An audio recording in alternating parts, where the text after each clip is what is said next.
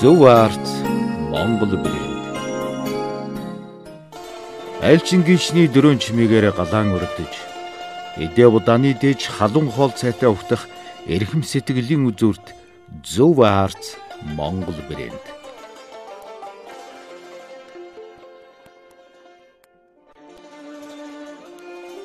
Мөчөд дөрвөн хөлтний явдлаар нүүдэлэн Төв Азийн илгэнд Монгол олбогноо заларсан улс түмэн эргэх дөрвөн үлрэлийн туршид шим төвөдөс амин дэм эрд сэрвэйлэг сүү цагаан эдэх хэрэгсээр ирсэн түүхтэй. Даяарчлан ирмэд дэлхийг ноёрхсон сүлжээ рестораны хоолносэсэнд байдгүй. Монгол эзэгтийн гал туганд бэлэн байдаг.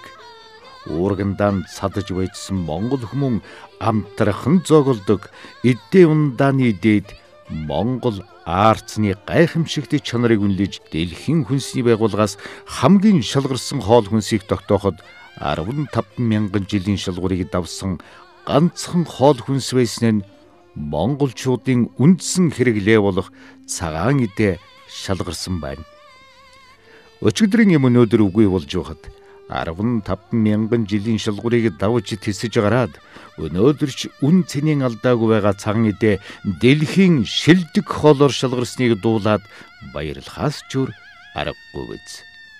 Монголчууд зун намарт Шингис удаантай махан хоолыг төр хязгаарлан хоол боловсруулах хэрэгтний үйл ажиллагааг хөнгөвчилж сүү цагаан эдээ голлон хэрэгэлдэг нь эрүүл мэндийн хамгаалах, бие цогц сон сэргээх, цэвэрлэх, эрүүлжүүлэх маш чухал уламжил болон тогтсон байна. За ихэс төрсөн ялх хамтан хамгийн эхлээд сүүгээр амладаг. Тэгэхээр энэ сүүгээр амладаг ялх хамтан сүүгээр боождог цогцолтой бол байгалийн хосгоо цогцолтой. Тэгэхээр зэрэг хүн төрөлхтний хоол хүнс дотор бол сүү шиг ингээд шин тэжээлийн бодисуудыг хэмжээний хувьд тодорхой харьцаатай нэлээд олон төрлийн шин бодис агуулдаг юм хүнсний бүтээгдэхүүн бол сүүтэй харьцуулах юм бол бараг байхгүй гэж хэлж болно. Тэгэхээр ер нь бол өнөөдөр хүнсний шинжилгээ ухаанд хүн судлалын ухаанд бол хүнсний бүтээгдэхүүнүүд 6 ангилалд авч үздэг. За тэгээд 6 ангилалд авч үтсэн хүнсний бүтээгдэхүүнүүдээс уурэг өөхтөс нөрс ус, амин дэмэрс, ус гэд энэ 6 үндсэн шин бодисыг зургуулнгийн агуулж чаддаг тийм хүнсний бүтээгдэхүүн бол цорын ганц сүү байна. За монголчуудын хувьд бол сүү цагаадаа бол уламжлалт хэрэглээтэй. Монголчууд энэ олон жилийн түүхтээ сүүгээ боловсруулад маш олон төрлийн цагаан эдээнүүд бол гаргасан байдаг. За энэ цагаан эдээнүүд нь бол хадгалалт болон олон төрлийн хэрэглээг хангахаар бол хийгдсэн ба тэдгээрийн нэг нь бол энэ арц гэдэг бүтээгдэхүүн байна. За арцсан дээр хамгийн тодорхой нэг жишээ аваад хэлэхэд шинэ үнэний сүүн дээр одоо шингийн сүүн дээр уургийн агуулмж одоо 3.5% орчимтай байдаг бол арцсан дээр 100 г арцсан дээр очиод ярих юм бол энд уургийн агуулмж нь 20 гаруй хувьтай ингэж болж ирдэг. Тэгэхээр зэрэг арцсан дээр бол нөгөө сүүнд агуулгадж байгаа уурэг өөхтөс нөрсөс бусад одоо хүндний биед хэрэгтэй тэр шин бодисуудын одоо концентрац буюу агуулмжийн одоо эрс нэмэгдсэн байдаг ийм чухал хүнсний бүтээгдэхүүн болдог. Тэгэхээр зэрэг одоо бидний одоо ойлгоцоор хамгийн энгийнээр ойлгох юм бол бид нар 1 аяа буюу 200 г сүү уух, за баруун 20-25 г арц идэх хоёр бол шин тэжээлийн бодисын үед бол баг тэнцэнэ гэсэн. Яс сэргэж хөвчин ихсэж, өвчтнүүд залуужиж байна гэж ярьдагч манай улсад энэ талаар хийсэн судалгаа хүмүүсийн дунд энэ өвчнөс сэргийлэх мэдлэг мэдээлэл хомс. 1990-ад онд Японы судлаачид Монголд яс сэргэж хөвчний тархалтын судалгаа хийжээ. Тэд Монголд яс сэргэж хөвчин байхгүй юм байна. Энэ нь монголчуудын цагаан эдээ хэрэглэдэгтэй холбоотой гэж дүгнсэн байна.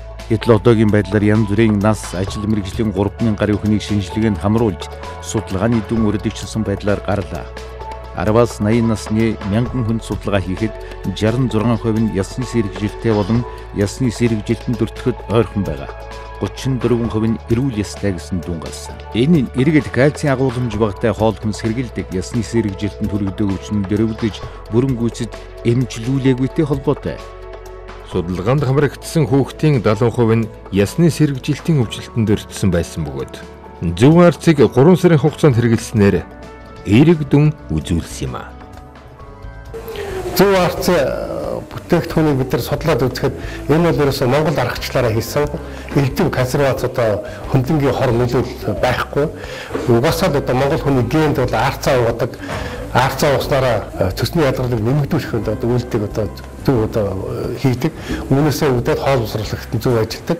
Ингээд одоо хүүхдэд кальци одоо арцаараа дамжуулж хамгийн одоо боломжтой юм кальци одоо хэрэглээг одоо өдөр тутам авах одоо юм болцоотой боломжийг олгож өгсөн байна. Хэрвээ хүүхэд өдөрт өөртөө авах одоо 100 мг одоо кальцийг хаанасаа авах вэ гэхэд дундад хэмжээг нь бодоод үзэхэд хүүхэд бол бяцлагыг гэхэд 100 г идэх ёстой. За 1 литр бараг 300 г сүү ууж явах ёстой. Тэгээд дээрэс нь одоо арц хэрэгж явах ёстой. Гэтэл арцыг бол харин хүүхэд 200 г дагуулгах хэмжээнүүд энэ хоёр бүтээгдэхүүнээс илүү боломжтой юм одоо кальцийг агуулж яддаг учраас хүүхэд бас их өөрөө их дуртай байдаг. Хэрвээ ингэж бид нар хүүхдийг хянд зардлаар тэгээд гар бүсэл нь их усрын нотлооцсон эх орныхоо үйлдвэрийн бүтээгдэхүүн дээрээс нь Монгол технологиор ингэж хийсэн энэ уламжлалыг хадгалж үзэж чадах юм бол бид нар одоо остеопороз эсрэг бол ясны гэж хөгжлийн эсрэг бол тоогчтой тэмцэх аргачлал маань бас маш энгийн одоо боломжтой болж байгаа. Тэгэхээр энэ утгаараа бол арц маань өөрөө бас харьцангуй одоо чанарлаг, уурах тэжээлтэй, амин дэмтэй, кальциар баялаг бүтээгдэхүүн яагарахгүй юм бэ? Хоёрдугаарт сүүлийн үед манай хэрэглэгчийн дундаа ийм асуудал байдаг. Зохицуулах үйлчлэгтэй хүмүүс гэж юу яриад байгаа юм бэ? Арц болоос яаж ч одоо яг гарцаагаа зохицуулах үйлчлэгтэй хүмүүс. Өөрөөр хэлбэл бид арцыг зөвхөн ханиаданд хэрэглэдэг гэж ойлгодог байсан. Энэ бол нөгөө ясны рич хөгжлийн эсрэг бүтээгдэхүүн айл болгоо хэрэгжих хэвээр хүүхэд болгоо эрүүл мэндийн хүүхдийн төлөө хүртэл эрүүл мэндэд урьдчилан хэрэглэх байдлаар бол тогтцоо хэмжээр өгчих хэвээр байна гэдэг бид нар ингэж дүгнэлтэнд хүрсэн байна. Ногоон шошго буюу эко шошго нь байгаль орчин болон нийгмийн тодорхой ёсны дарж шалгуурыг хангасан бүтээгдэхүүнийг бий болгох тухай ойлголт юм.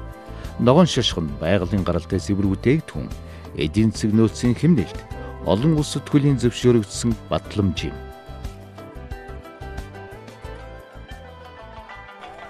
Монгол хүмүүн хилд орохын цагтаа дуулж хилд ордог, хөлд орохын цагтаа бүжиглэж хөлд ордог.